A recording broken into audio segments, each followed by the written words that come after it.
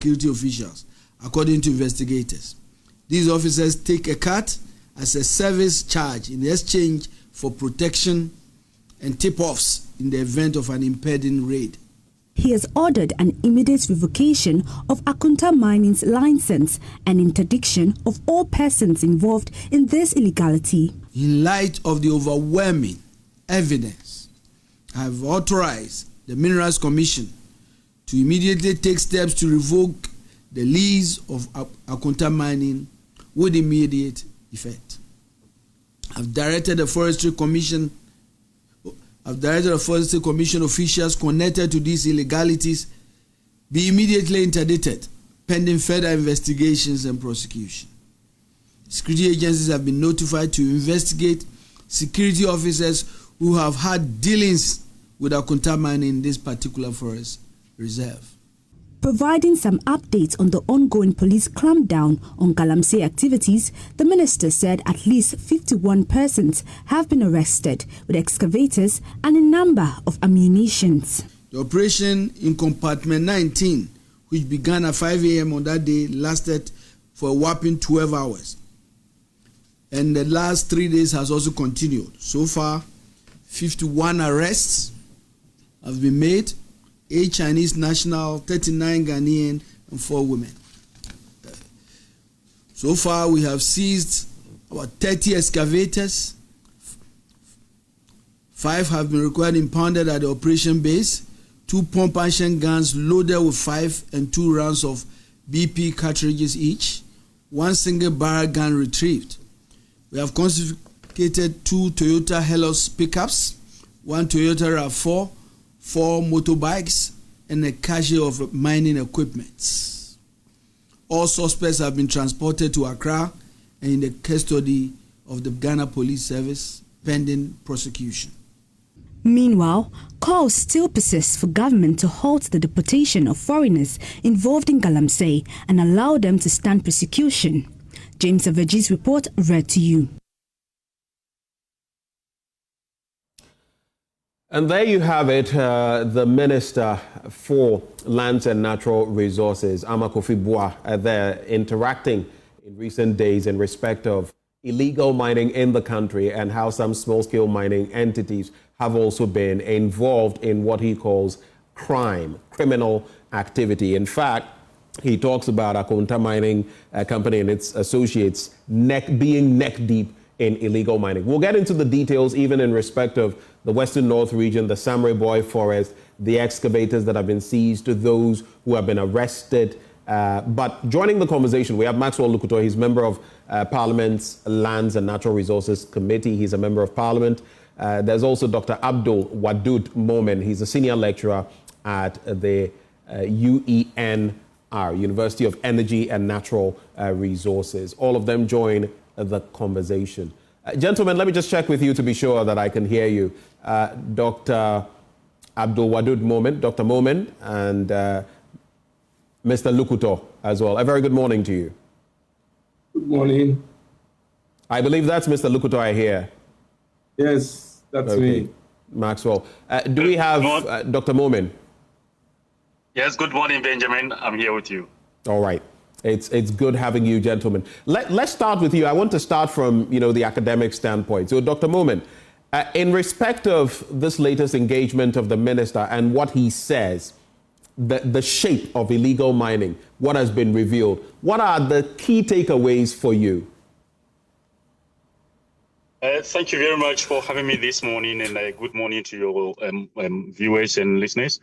The key takeaway message is that we all ought to tread with caution, and that it tells me that the minister and the government is actually taking a strong hold of the grip of the assignment given them by the people of Ghana. Hello, can you hear me? I can hear you, Dr. Momen. Please go ahead. Right. So it gives hope.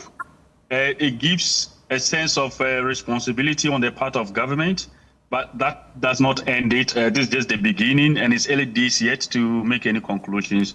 But it also sends a strong signal to the other areas the team is yet to read, that in fact everybody would have to vacate or risk being arrested.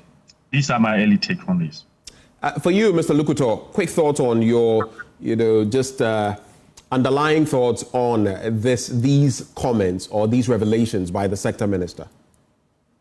Good morning to you and good morning to your viewers and listeners. I must say that from day one, the minister has been at the forefront of wanting to fight, especially to ensure that we have clean water bodies and to ensure that our forest reserves are kept intact to serve the purpose for which they've been kept over the years. And so, seriously, if you see the level of devastation and destruction to our water bodies, you are left with nothing but to break down for Mother Ghana. Yesterday, after a tiring day, having a business summit in my constituency, I went to the riverside, the Volta River, and you see the level of cleanliness, so blue, very clean, and you find so much refreshing in seeing a very clean water. That against the dirty, brownish, cyanide infested, with all chemicals. If you see the water bodies that we used to pride ourselves in, those that provide clean water for our pipes, and if you see the situation they are in today, you are left with nothing but to weep. And so I don't begrudge the minister for breaking down, seeing the videos we have seen yesterday. We have had a lot of conferences as a committee on lands and natural resources of Parliament. We have had some sit-downs, and then we attended some conferences where most of our MPs from some of these mining communities had to give their pledge as to what they could do even locally among themselves together with the communities to ensure that we kept this menace. And so for me, together as MPs, together as parliamentarians, we are resolved that the little we could do to help our people and to ensure that we conserve our water bodies, that we'll do. And so, yes, so as Prof has said, it's early days yet, but they say coming events cast their shadow. All right.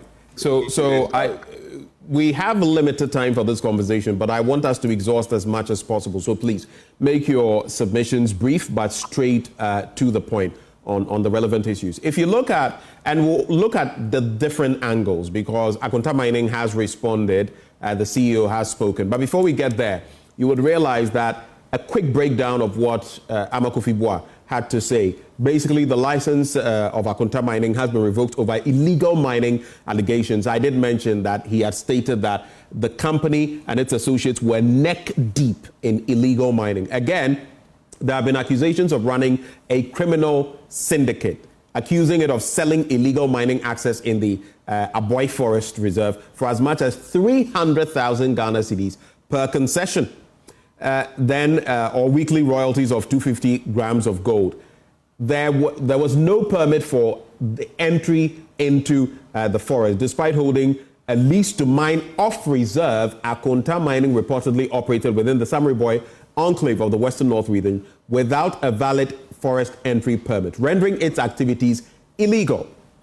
Then he talks about protected areas being under threat. He talks about compartments 49 and 121. I don't want to bore you by going all over that. Then he brings in the case of undercover investigations revealing an organized network. And there's more. You are in Parliament. You are on this committee. What does this show in terms of the gravity of what has been discovered? And what is your committee in Parliament going to do about this situation in conjunction with the sector minister? Yeah, sure. So like we said earlier, we returned from Ahafo North and South mines just last week, going on a working visit and a tour of what they do as a large-scale miner. And then we saw the safety mechanisms that they have to put in place to ensure that even if they mine a place, they have to make sure that they replant to conserve the forest cover that they might have destroyed. Right. So I'm sure that there are regulations that all these mining companies, especially the licensed ones, have to go through. We, as Parliament, we have an oversight responsibility over all these mining companies.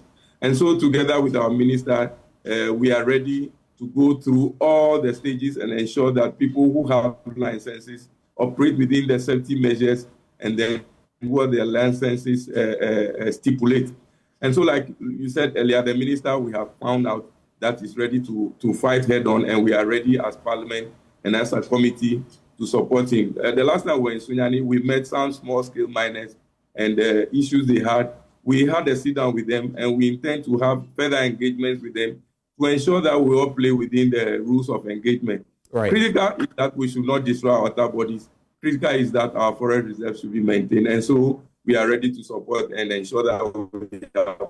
Just a quick spin-off. Critical to that, you say our forest reserves should be protected. But when it comes to LI 2462, why are you dragging your feet on that? No, you see, we have to go through a process to be able to revoke a law that has been passed. So why are you seeking an amendment instead of a revocation? Yeah, so of course, we have the remedy within which we need to work. And these things don't happen just because one person feels that this is what must happen. Together as a country, we should all decide on what we want to do. Yes, people are so passionate. If you look at the level of distraction, people think that bingo, everything should just go off. But we need to look at the sentiments of Ghanaians in general. Of course, we can't take away mining completely. But once we go through the processes and ensure that what we have to do, we go through them, I'm sure that we'll together agree on what we have to do. Mind you, Ghanaians voted overwhelmingly for us, and we expect that together we'll think around the problems we have and find common solutions and ensure that what Ghanaians, the passion of Ghanaians, the heartbeat of Ghanaians is what we'll do also as Parliament and also as a ministry. So sure that will. Dr. Momen, coming to you, the Lands Minister talks about overwhelming evidence. Maxwell Lukuto was just talking about the overwhelming verdict of Ghanaians for the NDC. But the Minister talks about overwhelming evidence of illegal mining activities. When you listen to what he said and everything that has been captured so far, how overwhelming is that evidence, especially in respect of Akunta mining? Well, Benjamin, I think you have all the records that have been played by your studio, as produced by Erastus, your own colleague. So these are some of the footages they have taken, the minister has in possession, as well as the undercover investigations they have done with the recordings and a lot of interviews, and also have taken photo shots of many other sites that he might consider as overwhelming evidence. But permit me to say that I have heard you guys, journalists and a whole lot of reporters say that the minister has revoked Akunta mining license because of the overwhelming evidence. That is not the case. As of now, that has not happened yet. It is not the case at all, because it has to take a process. To revoke a license, a mining license, it has to take a process, and that process takes per the regulation and per LI 2176, it has to take up to 120 days. First of all, yes, I'm very happy that the minister and the team have come up with a lot of evidence to support the revocation of the license. And it means that the process has to start. And I'm happy the minister has directed the Ministers' Commission to kickstart the processes for the revocation of the license. So please take note with respect to reporting that the license has not been revoked. The minister has issued an instruction to start the process for the revocation. And the process starts by, first of all, as the lawyers will always say, the courts will always say, the rule of natural justice, the principles of natural justice apply even with regards to the mining lease and mining prospecting licenses or revocation.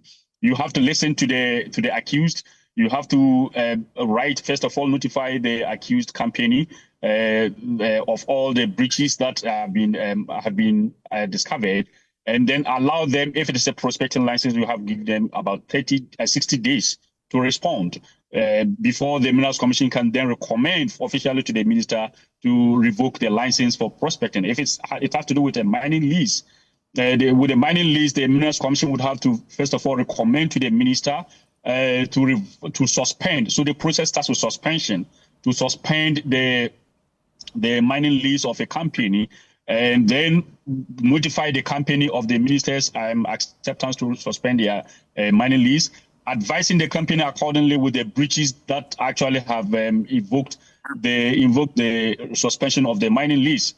Then again, the Ministers' Commission would have to give the company up to 120 days per the regulation to respond to all the accusations raised against the company's program of works. as a breach of contract and agreement. Within these 120 days, if the company is able to respond, then the Minerals Commission would have to review and advise the minister accordingly to proceed to revoke if the minister is not happy with the responses from the company. So this is the process that has to go through, and I wonder if that is going to take this swift turn that the license has to be revoked. It has to take a couple of months, 1 or 2 or 3 months before this can go on. And we have also heard the company also reacting to the accusations from the minister. We'll get into that reaction as well. And it's a crucial point you make. Indeed, the revocation hasn't fully taken effect. I think it's on the back of what the minister said that from where he sat, this revocation, on the back of the evidence on the face of it, this was where it was going. But if you're going through the processes, you are indeed correct that all of those processes would have to be looked at. But going quickly back to the Act, the Amendment Act, because there have been conversations around concessions and the responsibility of concessionaires or people who hold concessions. Can someone per the Act simply say that, oh, it's my concession, but I am not on the concession. I am not operating on the concession. But there have been intruders or trespassers upon the land, and so I bear no responsibility. What does the Act say in respect of that? Well, you have to go refer to the regulation 2176, which speaks to the responsibility of a license holder if it's a prospective license of an area, an area, or if it is a mining lease. If it's a mining lease, you also have a responsibility as a company. There are about 4 trenches of that to do with. First of all, if a company is granted a mining lease and the company wants to reduce the area of the size of the mining lease, you have to first of all fill Form 70 of Schedule 1.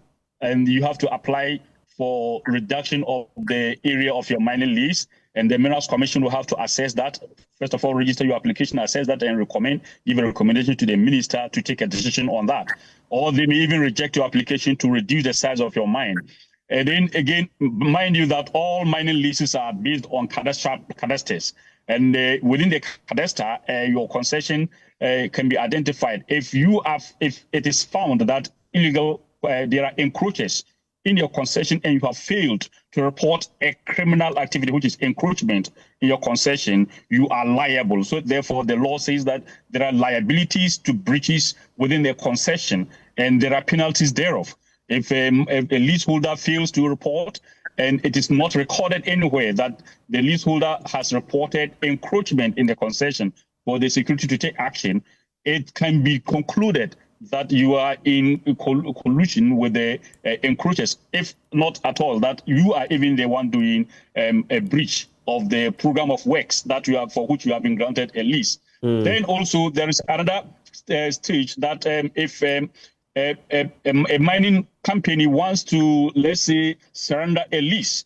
If you want to surrender part of your lease, you have to apply again under the regulation, regulation 168 or 170 thereof, that you want to surrender part of your concession to, let's say, small-scale miners or another subsidiary larger mining company, which may also have to apply.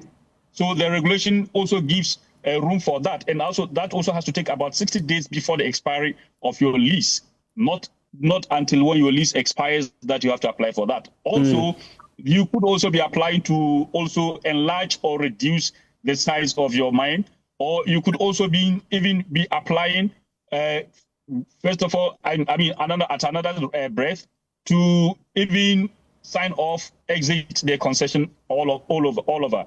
But you have to apply the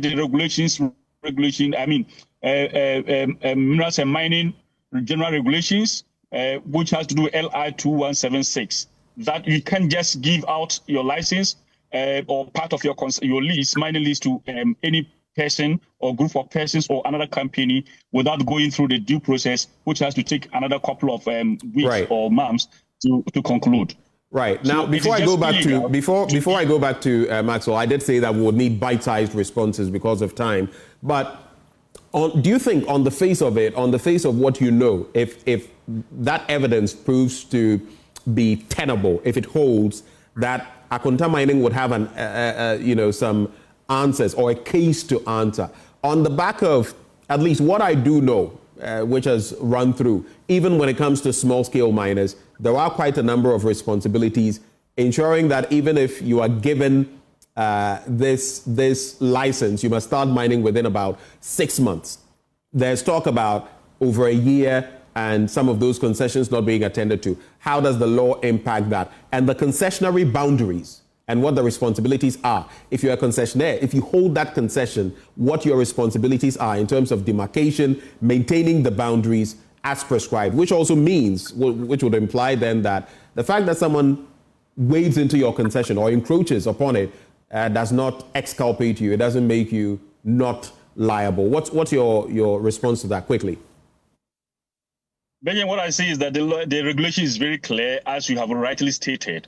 You are solely responsible for a concession granted you, and all that happens there. Before you are granted the lease, you have actually submitted a program of works, which specifies what activities you are supposed to do based on a cadastre. And the cadastre also specifies the demarcations with all the geolocations and the coordinates of your mine area. So anything untoward, anything beyond the program of works that have been approved and granted thereafter a license, a lease for mining, can be considered as a breach of the contract that you have with the government of Ghana, and for that matter, would also result in criminal charges. So that is my take on that. All right. Let me also bring in Daryl Bosu. He is Deputy Director at Arusha, Ghana, and he joins the conversation. Daryl, good morning. Good morning, Ben. How are you doing? I am well. The Lord is faithful. I hope you are too. Very well, yes. Thank you. I noted a post of yours on social media. You tagged me, of course, and it talks about what Emmanuel Kofi-Boah, the minister, has said. And you talk about how the fact that Akonta Mining was allowed to operate for this long is a glaring indictment of failed governance. But I want to hear from you. What does this reveal in terms of the state of where we are in fighting illegal mining? Thank you. So I think, the developments regarding Akonta Mining and how long they've been able to operate. And if you look at the 2022 issues and how it evolved with they even stopping Forestry Commission staff from doing their job, the former president coming to indicate that they are not engaged in any illegality as at the time he was speaking. Civil society clean up cases that they are asking for prosecution, all of that, and nothing happening tells you that the state at the time was somewhat complicit in allowing such display of disregard for the rule of law that allowed for Akonta Mining to operate and even show some kind of, disregard for existing regulations, the work of public institutions and all of that. They continue to work. What is coming out now with the investigation, if you look at the statement, it means that the government really put into effect some intelligence service and some due diligence, went to the ground, tried to verify the information and all that they were hearing, tells you that this thing has been happening for a long time. And then you'll be surprised that you will not find this situation of people actually cutting up concessions into bits, giving it out for other people to mine illegally, and then taking back either gold or money as a way of payback. So this thing has been happening. But for me, what is coming out is that, look, it's about time we really deploy the intelligence agencies to the ground, because companies like Akonta Mining, when they are found to be engaging in some illegality as has been indicated by the minister, will come out to say they are not. And if you also listen to some of the statements that they have put out already, yesterday, they indicate that they have never mined in the area and all of that. So supposedly saying that this is all concocted to make them look bad. For me, it tells you that, look, we need to deploy our intelligence service and make sure that we have an airtight case against these people, because they're also going to fight back. And to see that the government now is going after companies like Akonta Mining, and if you look at the narrative, how they systematically allow for people to mine in an area that they don't even have the permit to mine and all of that tells you that, look, this is more deep-seated than we have really paid attention to. And we need to get all our intelligence, all our militia, everybody on the ground to really fish out some of these big guys who are actually hiding and pushing people to go and mine. Now they are saying they are not the ones mining. So who was mining? And for me, I'm waiting for us to get into it and start really asking a lot of questions when the prosecution starts. I'm very happy the development has happened. This is an opportunity to interrogate it extensively and get to the bottom of it once and for all. To be fair to Akonta Mining, they have a press release. It's titled False Accusations and Political Targeting of Akonta Mining by Honorable Emmanuel Ama Kofi Boy. And it says the management, and I'm just going to give you snippets of it, the management of Akonta Mining Company Limited has noted with grave concern the reckless and baseless accusations made against our company by the Minister for Lands and Natural Resources, and it mentions his name in that press conference. It then goes on to make some points. Akonta Mining is lawfully registered large-scale mining company. In 2022, the Minerals Commission clearly stated Akonta Mining Limited has no mining lease, mineral rights, and or permit to undertake any mining operations in the Tano Nimri Forest Reserve. They also mentioned that contrary to the narrative being pushed, we are not mining and have never mined in the Tano Nimri Forest Reserve, which brings in the concessions and whether you don't have liability for those. They say, in fact, our commitment to environmental responsibility is well documented. They talk about that letter dated the 29th of April. And it goes on and on. On the allegation of taking 350,000 Ghana cedis or 300,000 Ghana cedis from illegal miners to allow access to their concession, they say it's entirely false, defamatory, and mischievous. But my question to you then is, on the back of what the minister has said, and on the back of what Akonta Mining's response is, in your statement, you call for, quote, full accountability, and not just for Akonta Mining, but for every official who has enabled this national disgrace, which then would probably include Forestry Commission officials, security personnel, and all of that. What do you want to see going forward as far as Akonta Mining and these other officials are concerned? No, I think, Ben, I think for what the statement is saying, that has been the statement from Akonta Mining, is really telling us that, look, we need to do our homework well. If you are really going to go after these big wigs who are supposedly behind the galamsey activities or supporting all the illegal activities in the first place, we need to really ensure that we do our work very, very well. So for me, I'm happy this has come out. The minister has put out a statement. Akonta Mining has also put out a statement. It will only take a very diligent investigation and prosecution process for all of us to get to the bottom of this. And like you said, I guess they are also saying, and they have every legitimate right to say so, that look, if you are saying that they went into a forest and did some illegal activities, where was the Forestry Commission? Where was also the Minerals Commission? Why do they sit down and allow this thing to happen?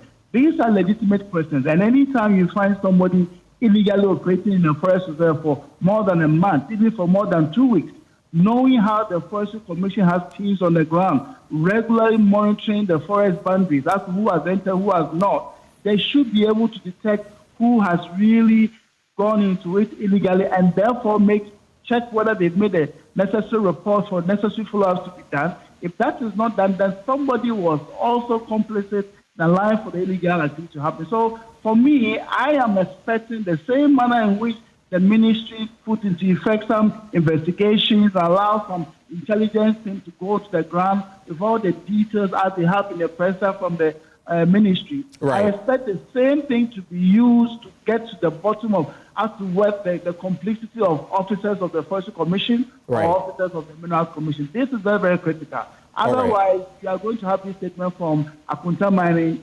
throwing dust and actually watering down all the allegations that the ministry has also put out against them. They talk about geospatial evidence and all of that. We'll be wrapping the conversation in just a bit, but you made some point, and I just want to quickly look at that. You were asking in that post why the Minerals Commission boss, Martin Ayisi, is still at post. And I want to just link that to the 34 police commanders who have been reshuffled in galamsey areas per the IGP. Good step. And why do you think the Minerals Commission boss, Martin Ayisi, must go? Quickly on that, very quickly. I mean, the very discussion we're having this moment, about Akunta mining and all the issues we are talking about. We also heard about the fact that some mining concessions, leases have to be revoked as of from December 7th and all of that. Now, if we are seeing all of these issues, how come the person who was in charge of the Minerals Commission, supposedly giving out all these leases, is still at post when we are seeing a lot of irregularities with the various leases that were issued out and all of that? It is not tenable, and I don't understand how the ministry can be comfortable with the CEO of the Minerals Commission still being at post. We are reshuffling the police commanders and all of that. We need to reshuffle the CEO of the Minerals Commission. All right. I don't really understand what at all the ministry wants to see before they change this chief executive. Because as far as we are concerned, he is also complicit in all the devastation and the irregularities in the allocation of mining concessions all across the country. And so therefore, he should be holding his post. All right. Daryl Bosu, we're grateful for your time. He's a deputy director at Arosha, Ghana, and they are passionate about protecting our environment. Maxwell Lukuto, you've had to listen patiently. Where do we go from here in this fight? Of course, Dr. Momen has walked us through, and I'll go to you for your final thoughts as well, Dr. Momen. But for you, Maxwell, we know of what the law says in terms of processes of revocation and all of that. Where do we go from here as a member of parliament on the Lands Committee? Yeah, sure that we need to see some seriousness from us as a government and as a committee on lands and natural resources. We should not be saying just to be talking, we should be saying to be taking action. And for me, Ghanaians should expect that we'll do the best to ensure that we sanitize the system. It wouldn't take a day, it wouldn't take two, it wouldn't take a month. It has to take a little time for us to correct all the wrongs that we have perpetrated against ourselves for all this while. And so for me, yes, Ghanaians have voted for us. We have given them the confidence that we'll do what they have asked us to do. So one step at a time. And the things that we hear, the things that we see, like the gentleman from Arusha, Ghana said, we need more undercover investigations to ensure that we reveal the truth in whatever. We are not expecting Akunta Mining to come and to just say that whatever we are accusing them of, they have done, until we take them through the process. So for me, before we come out to say something, I'm sure that we have done a lot more at the background to have evidence and to be able to prosecute people in the law court. So we'll go through the process, and at the end of the day, Ghanaians will know whether they really are practicing or not practicing. Like you asked earlier, once you have a concession, you have a responsibility to ensure that whatever happens within the concession area, you are liable. And so if you are coming to say that by year you have not mined, and the people are mining within your concession, even without going to do any investigation, we can all just conclude that it is by your action or inaction that people are there to do whatever they are doing. And you should be responsible and liable for whatever negative outcomes come out of whatever is happening at the site. So for me, we'll go through the process. Thank you. We'll go through it and ensure that our water is sanitized and our forests are also preserved for the future. Thank you, Mr. Lukuto, for joining the conversation. Dr. Momen, you have the final word. What for you is the way forward in some 40 seconds? Hello, Dr. Momen. Yeah, Ben, permit me to first of all invite Honorable Lukuto to our this year 4th annual transformational dialogue on small-scale mining, where the select committee can come and share all the ideas they have and discuss with many other stakeholders. My final words are that, Ben, to be honest with you, from where I sit and what I know, my conscience does not leave me if I don't clearly add that the Minerals Commission CEO has always been dragged into these matters unfairly. What are my bases? If you look at the mandate of the commission and the mandate of the CEO, it is on recommendation and advisory only to the minister. And the minister and the commission and the CEO only recommend. And also, they do not have a security mandate to fight on the grounds who people who breach the work programs, that is the illegal mining on site, and have also witnessed a couple of shows on your studio, that the CEO has repeatedly reported illegal mining activities to the police and no action, to the national security and no action.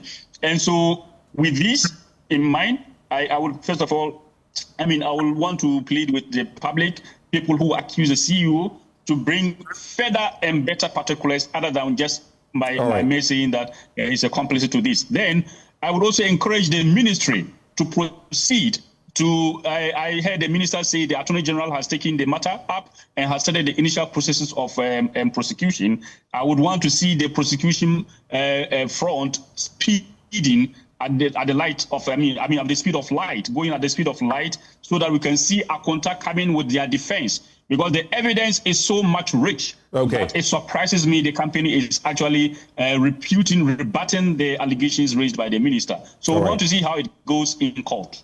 All right. Thank you, gentlemen, for your time. Dr. Abdul Wadud Momen is a senior lecturer at the University of Energy and Natural Resources. He joined the conversation. We also had Maxwell Lukuto, Member of Parliament for South Tone and a Member of Parliament's Lands and Natural Resources Committee. We also had Daryl Bosu, who is a Deputy Director at Arusha, Ghana. All of them joined us for that conversation.